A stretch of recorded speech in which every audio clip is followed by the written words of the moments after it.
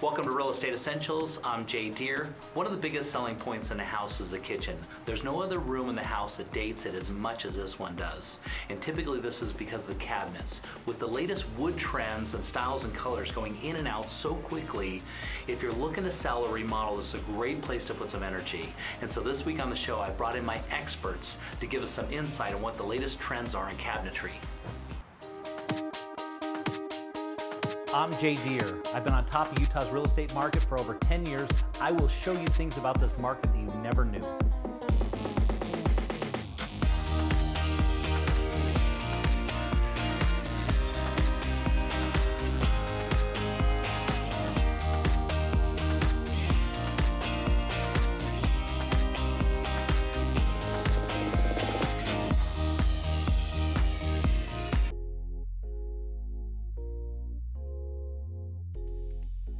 Wyatt McDaniel, co-owner of Peppertree Kitchen Bath.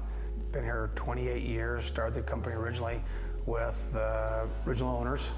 Worked with them for about 26 years, and about a year and a half, 2 years ago, I had the opportunity to purchase the company, which we own now. It's been a great relationship and a great place to work for all that time. And I'm Steve Knorr. I've been here about 15 years. I'm a cabinet designer. I've got 2 design assistants working with me. Prior to that, my wife and I had our own cabinet business for about 12 years. We created a professional job, and Peppertree started about the same time and created a wonderful company. We decided that I would join here and we'd close that business, and it was a real good choice. I've enjoyed working with Wyatt. He's taken the company over the last couple of years in a whole new direction, and I'm really proud of our company. My job duties here at Peppertree are a wide variety of different things. What I enjoy the most, though, is not just owning the company, and that's a great benefit, but I've always enjoyed the shop end of it, the scheduling, making sure the jobs go out on time, because we take a lot of pride in making sure our jobs go out on time.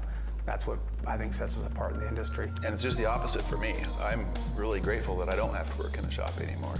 I enjoy the design process and people. So I'm happy that my typical day is meeting with people, with clients, designers, and just talking about projects. The first thing I try to accomplish when I meet a new client is to identify their design style and design preferences.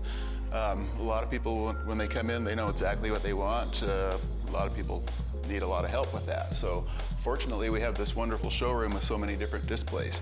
This is a transitional display that's kind of in the middle ground between contemporary and traditional.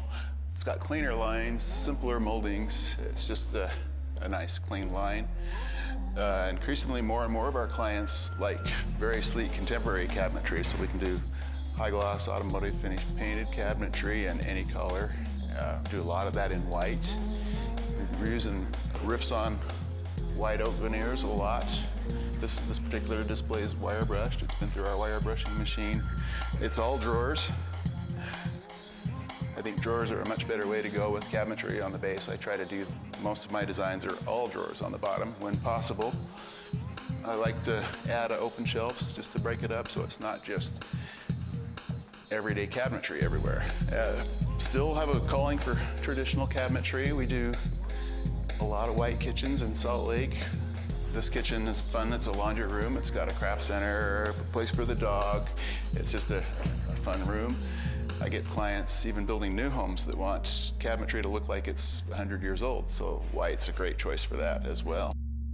This is an oak vanity. It would have a good place like in an Avenues home. It feels like it could have been there originally. And a very traditional kitchen. A lot of detail. That used to be the majority of our work. Now things are a lot more modern, cleaner lines, but we still do a fair amount of that. Here's a fun vanity we do quite often for our traditional clients. It's got radius doors on the front, staggered height and depth to give it a nice dimension. And moving over here is another transitional display, a little more modern than the one we looked at a minute ago. I like the wider rails on the door. I think that gives it a nice modern look. A couple of different door styles in this display. This is a cleaner shaker look, which I really like. I also like to break it up with the open shelving, and so everything's not just ordinary everyday cabinetry. And we tie that in with the top molding, even being flat on this as well. It gives a real clean line. Moving on over here is our old standby for Park City. Years ago, everything used to be knotty alder, stain and glaze, but this one is a rustic cherry. There's still some clients that still like this. However, a lot of our work is a lot more modern.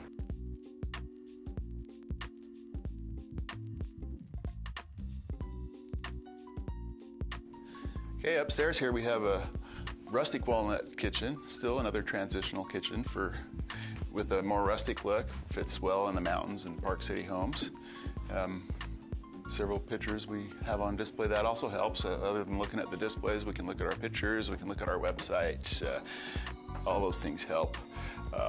Here's a much more contemporary kitchen. I like that we can integrate the refrigeration right in, so you can't even tell it's there. Love the pull-out pantry systems that we can use. This textured melamine is a new material. It comes in 10 different colors, and it's a great, great product. Here's the refrigerator on this side. And then in this display, we have our glass doors with frosted glass, very contemporary base unit, and over here, a real fun vanity. I really like this unit. And of course, the open shelves, I think, add a lot to that.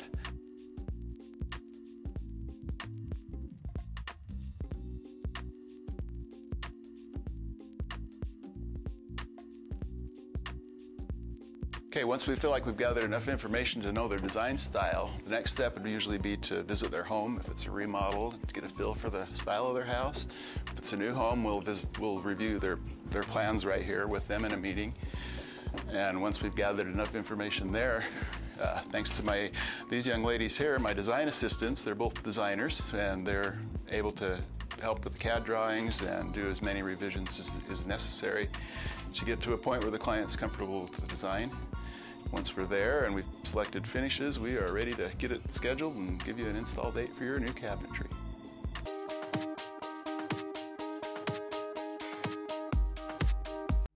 Jay Deher here, host of Real Estate Essentials. Are you thinking about buying a new home? If you're interested, contact us. We might like to feature you in an upcoming episode.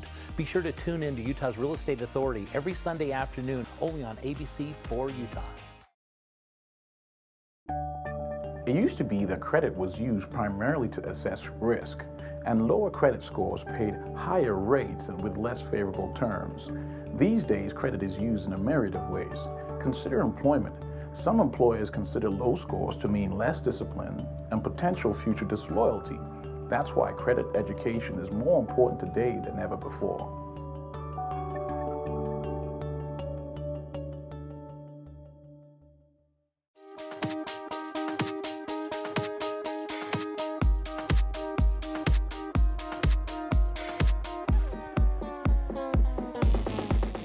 Mark in a Minute comes from my office today. Whenever you look at real estate, if you look at the places where people are building up in the air and high rises and stuff like that, those are high demand areas. For instance, in Salt Lake, you'll notice downtown Salt Lake, lots of high rises. And the reason why is because the land becomes so valuable, they'll bulldoze stuff down and start building up in the air because those are high demand areas. And downtown Salt Lake has some of the most expensive real estate in the state, price per square foot. And just recently, City Creek did a big project down there, and they brought in a lot of lofts onto the market. And there's a little bit of a supply and demand issue. There's a lot of supply right now downtown, and not as much demand as there normally is. So if you're ever looking for an opportunity, you wanted to own a loft downtown, now is a really good time to take a look at that opportunity. And that's your Market in a Minute.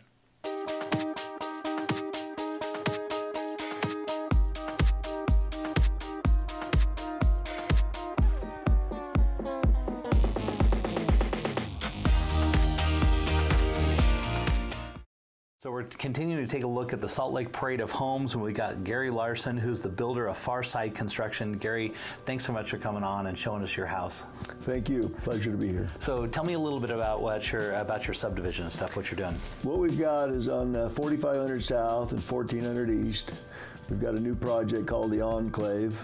It's a gated community with 24 new homes. We entered a home into the Salt Lake Parade of Homes. As you can see, we've geared the home to one-level living. We've got real spacious, great rooms, typically with very nice cabinetry. We got Thermador appliances. We got nice granites, nice glass tiles. What kind of glass tile is that? This is just a glass tile that came from Contempo Tile. The cabinet maker did an excellent job. We've got a two-tone set of cabinets, Rob with advanced kitchen and bath. We got our granite from Franchini's, was fabricated by Ocean Stone and Tile. Ferguson's supplied us with all the appliances and plumbing fixtures. As you can see, we've got the nice island that opens up to the great room. Yeah, very nice. Very popular right now to have that kind of open and very open and spacious. Yeah. We got the vaulted ceilings. Thomasville provided the furniture for us, the staging. And Morris was involved in the placement of the furniture. Yeah, I like your real classic lines, just clean, simple lines. Very nice, very elegant. So here, looking over the kind of the living room area, tell me a little bit about that. Well, as you can see, that opens it back up into the kitchen. Like I say, Thomasville did a great job for us, and all the placement of the furniture was done by Ann Morris. Going into the master bedroom, very spacious master suite. It's got a barn door there, opens up into the... Yeah, barn doors become very popular, huh? Kind of a classic little look there, and then it opens up into a nice spacious jetted tub with, beautiful granite tiles. The granite guy did a great job. As you can see, the lines on the granite line up through the backsplash. Yeah, spectacular. Really very nice. Love that granite. Got a real spacious shower, 3 shower heads. Like I say, that was supplied by Ferguson's. We got the closet butler that did this closet organizer for us. Made a very good look. So head down to the basement here. Tell me a little bit about what you're trying to create. What we did down there is create a nice theater room. Got the big screen TV, all Metro Tech.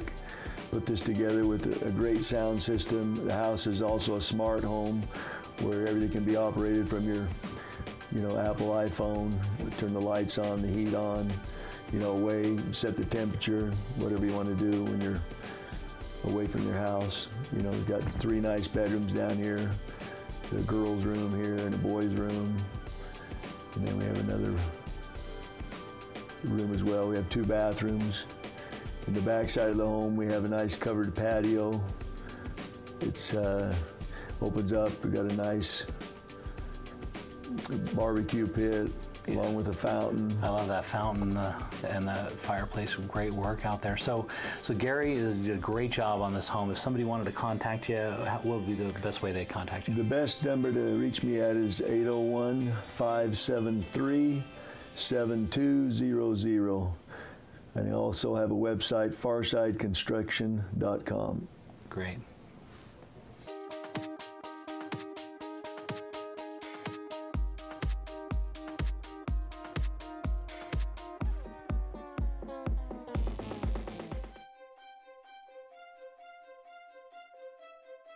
If you're experiencing lawn damage, you're either experiencing a water issue or a bug issue. How you're going to identify them as bugs is by simply pulling back on the grass in the dead areas.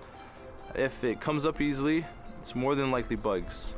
One of the main culprits for bug issues in lawns is grubs. What you're going to do to identify grubs is by pulling up a sample of the dirt. So you're going to get your hands dirty a little bit. How you're going to identify the grub is they're 1/2 inch to 1 inch in size. They're usually white to tan in color.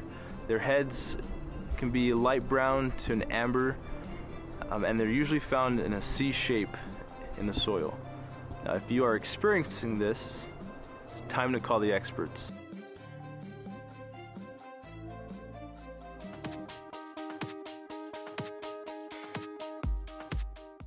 Hi, Darren Rhodes here, Utah's Mortgage Pro.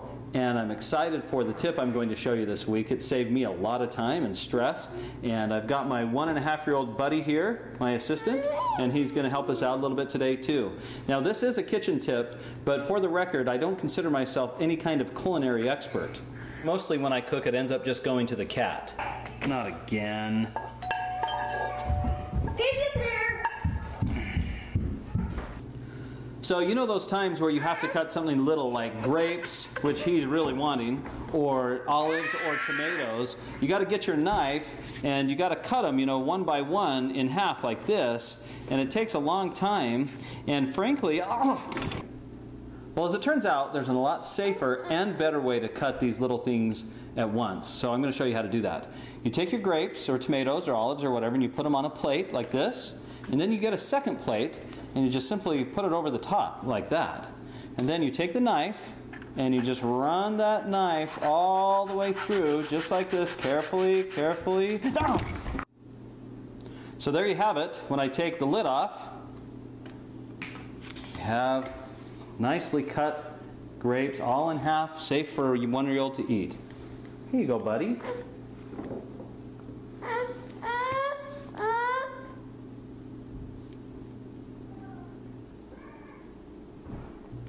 Well, I'm clearly no culinary expert, but I am known as Utah's Mortgage Pro. So if you know of anybody that needs help with their real estate financing, have them pick up the phone and give me a call. And of course, have a great week.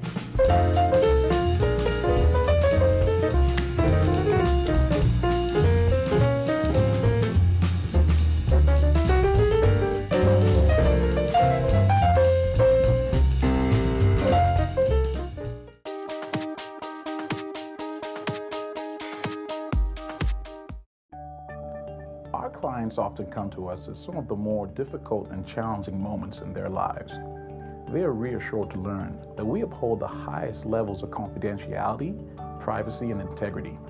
We believe in earning their trust, and our goal is to help build their financial confidence. Our mantra is simple: change your credit, change your life.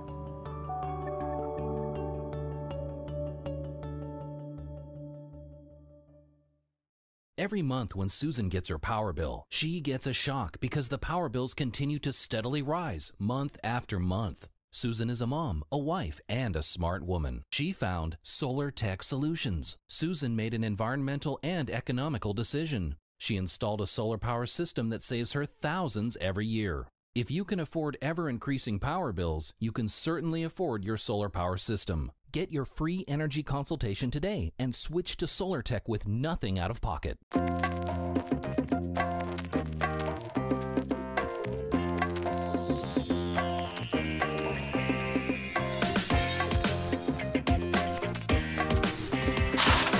You don't need someone dropping the ball on your mortgage. Recruit a professional. Darren Rhodes, Utah's Mortgage Pro.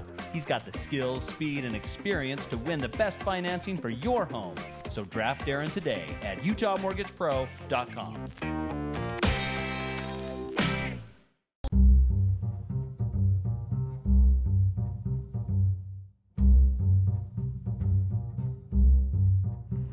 Problems again?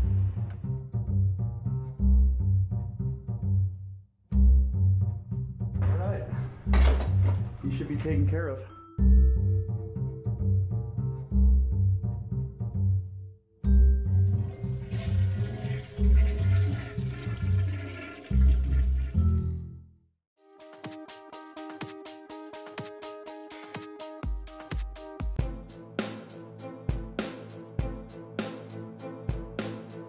The cabinet consists of basically a box and then the door or the fronts that go on the cabinet box. We'll walk through the process of the box. The box is made up of melamine. Melamine comes in a variety of different colors. Depending on what finishes on the doors is how we pick the different types of melamine that we use. The melamines come in 4x8 sheets that in turn is cut on a panel saw. We put the sheets up on the panel saw, it cuts all the parts out, whether it be standards, tops and bottoms, or stretchers. Once the parts are all cut out, they go into a cart for processing, or they go onto the CNC. The CNC is a machine that will poke holes in it. It pokes the holes for the construction boring, it pokes the holes in for the adjustable shelves, it pokes the holes for the hinge plates and for the drawer guides. So depending on what that particular box is going to be doing, whether it be a wall or a base, is what the machine is known. It knows what to do for what holes to drill. Once it goes from there, it goes on down to the bander, the edge bander. The edge bander is a machine that applies the PVC banding. The cabinet assembler takes these parts, all these individual parts, whether it be tops and bottoms, standards or backs of these cabinets, and he looks at an individual cabinet drawing that tells him what to do and how to assemble that box. I mean, obviously the holes are still kind of poked in it to give him guidance on how to put the hardware on. It makes his jobs easier because some of that process has already been done for him. We use 4/4 material that is either it's straight line, gang ripped through a straight line machine saw that then is planed and cut into individual sizes for stiles and rails. They go on down to a machine and they get staged there. The panels are then cut out. The panels have to be cut and jointed and glued together. You know, at that point in time, once we get all those together, we plane them, then we size them, and they go on down to the Ritter machine also to be shaped with different types of cutters depending on the profile that the client has picked. So then we put the profile on the stiles and rails, and then we put the profile on the panels. And then all those parts there, those 5 pieces, go back over to the assembly area where we assemble the door. Once the door is assembled, it then is sanded to proper thickness, and then it is sized to proper size. And then it goes over to another shaper that puts on an edge, whatever, depending on what edge the client has picked also. Once those parts are all done, and once all the veneer parts are done, they go into the sanding area, and the job is then checked off again. That's what we do well, is we check all these parts off to make sure the parts make it to the sanding area properly and correct sizes before we spray them. So then the doors get sanded, the parts get sanded, then they go into the spray department. While those doors are being sprayed, then the cabinets are being built. Once that's all done, then it goes, we call it hanging. We hang all the doors onto the boxes. We put the drawer boxes into the cabinets. Some cabinets don't get drawer boxes, some just get doors, some get drawers and doors. So while they're being put together, we put the drawers in, put the doors on, then they go over to a quality control area. At that point in time, everything's starting to come together. We look at our paperwork, make sure that we have the proper finish on, make sure the proper door style is in place, make sure the proper banding's on the product, plus measure them and make sure the sizes are proper. We then use a very fine sandpaper. We scuff sand all of our material and we clean every door to make sure that the finish is as good as can be before we wrap the product up for quality control. We protect all of our doors with a paper coating, and then we cellophane wrap every cabinet, individual cabinet, before it gets loaded onto the truck to go out for assembly. We make sure every job is completely checked off, all the parts are on the truck and ready to go before we ship it out. At that point in time, it's pretty much done. The process is done, and we're just waiting for countertops, or the countertops get on and we just finish up. So that's really the gist of the installation from start to finish of the manufacturing of the cabinets to the installation process. Well, there you have it. If you're looking to do a remodel or sell in your home, a kitchen is a great place to put some money. Now remember, real estate's all about local knowledge and timing, and that's what you get here on Real Estate Essentials. Okay, we just passed one of those signs that said, I'm a real estate investor, or I'll buy your house, or, you see those signs all over town, and I wonder what the story is on all those. Any insights? Well, if you ever see those signs, somebody wants to buy your house, and even agents do this sometimes. I'll list your home. If I can't sell it in 7 days, whatever it is, I'll buy it. Oh yeah, I've heard that. Right? Sure. Yeah. Well, what that means is basically the agent will come in and buy it, or the investor, whoever it is, but they're not going to buy it at market value or even close to. They want to buy it at about 70% of market value, and then they're going to turn around and sell it for at market value and make some margins. Oh, I see. Does so that make sense? Somebody would be willing to buy your house at a significant discount. Absolutely. Yeah, right. Yeah, I want to buy everybody's house and I want to give it away, right? Right, sure. It's like anything else. I'll buy their cars too. Yeah, sure. But yeah, I think consumers just need to understand that if somebody's going to buy something, you know, because they can't sell it, they're going to buy it. That means they're not going to buy it exactly at the seller's or that person's best benefit. It's going to be because sometimes the guy that has the money makes the rules, right? Sure, yeah. Isn't that kind of how it works? Yeah. And so, yeah, it seems like investors, they kind of run around with the, you know, they like to buy things at good values, don't they? Right, and if I wanted to sell my house or whatever for really cheap, or sorry, not really cheap, but really fast, then that might appeal to me potentially, but... yeah, well, sometimes they can come across with a good story. Well, this is the reason why. We just want to buy it and put renters in there, you know, something like that. They might have a good story that goes along with it. So if I hear that story, what should I do? You should you get a second opinion from a good real estate agent, because really when it comes down to it, you can sell any property. People are always asking me this question: how quickly can I sell my property? Well, I can sell your property in an hour if you really want to, but the question is, what's most important? Is it to get the most amount of money versus sell it quickly? Oh, right. Yeah, you know? Sure. And I always ask three questions when I get in there. Is what's most important? Is the most amount of money, the quickest amount of time, or is it the most convenient? Because sometimes people are building a new home and, hey, I just want to, you know, I'm willing to take a little less if it works around when my new home's available so I have to move twice. Oh, right. You know, so I always ask those three questions. Pay for storage units or whatever. Yeah, you know what I mean? Yeah. And generally, though, 90% of the time is most amount of money. Right, yeah. Okay? And that means you price it, you know, you look at what the market is, and then you price it right in where that's going to fit. Maybe a little bit high in the beginning, then you drop it in, you know, you look at it for a week, because sometimes there's some bent-up demand in an area, okay? And what you don't want to do is price it right at market value. Sometimes you bring it just a little bit high, you know, and see during that first week if there's somebody that jumps on it, then give some room to negotiate. But if you don't, you know, or maybe a month after, then you re-look at the thing and see what's going on, see how activity is going on, and that's the key to selling houses, really. It's getting feedback from every agent that viewed it. You know, see what they thought about it, see what their buyers thought about it, and getting feedback. What did you think? How many showings did we get? Did we get enough? Did we get none? Yeah. If we got none, we're overpriced, right? Yep, yeah, for sure. Now, if we got 10 showings in a day, guess what happened? We might be priced a little low. Yeah, that's right. And right? if you start getting offers really quick, probably think the same thing. Yeah. Right? If we get 5 offers in the first day, and I'll tell you, I see this all the time. People come to me, hey, listen, we got 5 offers in the first day. Our agent was amazing. And I'll say, and I can't say anything, right? But I can sit back and go, listen, if you got 5 offers in the first day, you might have been a little too aggressive on the price. Yeah, maybe left a little money on the table. Yeah. And what's worse than that? Yeah, makes sense. And now maybe you had something that was so desirable that people demanded to hit the market. We had 5 offers because they've been just waiting for years. And occasionally that happens, but generally it's because they gave it away. Oh, right on. And nobody, man, I always like to get you know, in the end, I just like to look at those first 3 things, and if I hit that, you know, what they said, this is most important to me, is convenience. I want to get it, you know, gone as quick as possible. Hey, we can sell it quick. Yeah. You know, but this is what that's going to mean, you know, or I want to get the most amount of money. Okay, then here's our strategy. Let's go a little bit high. Yeah. Let's watch the market. Then let's drop it in. Let's see what our feedback is on it, and let's watch it. Let's start a little high, but let's not stay there, because staying high, man, generally doesn't turn out well.